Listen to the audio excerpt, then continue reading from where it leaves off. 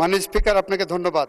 মাননীয় স্পিকার, এই বিলটি পাশ করার আগে আমি একটা বাক্য আপনার সামনে কয়েকটা বাক্য মাননীয় বিরোধী দলের সদস্যদের সহ এই সংসদে উপস্থাপন করতে চাই। এটি এমন একটি বিল যে বিলের মধ্যে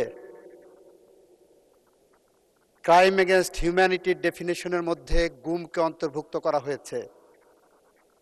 এটি এমন একটি বিল যে বিলের মাধ্যমে আমরা আন্তর্জাতিক অপরাধ ট্রাইব্যুনালে গুমের বিচারকে সঠিক পথে নিয়ে যাওয়ার জন্য আমরা গুমকে একটি মানবতা বিরোধী অপরাধ হিসেবে ডিফাইন করেছি।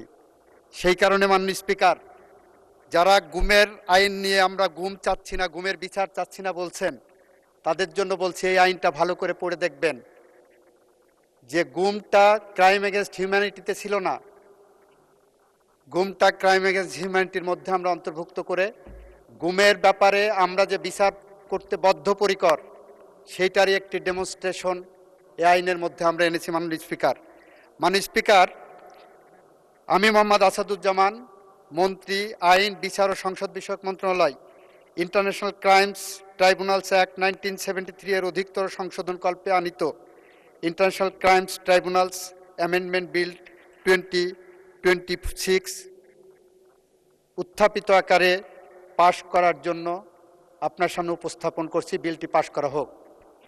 ধন্যবাদ মাননীয় মন্ত্রী। সংসদের সামনে প্রশ্ন হচ্ছে, সংসদে উত্থাপিত আকারে international crimes tribunals amendment bill 2026 পাশ করা হোক। যারা এই প্রস্তাবের পক্ষে আছেন তারা হ্যাঁ বলুন, যারা এই প্রস্তাবের বিপক্ষে আছেন তারা না বলুন। আমার মনে হয় সর্বসম্মতিক্রমে হ্যাঁ জয়যুক্ত হয়েছে, হ্যাঁ জয়যুক্ত হয়েছে, হ্যাঁ জয়যুক্ত হয়েছে। অতএব সংসদে উত্থাপিত আকারে international crimes tribunal amendment bill 2026 সর্বসম্মতিক্রমে পাশ হলো।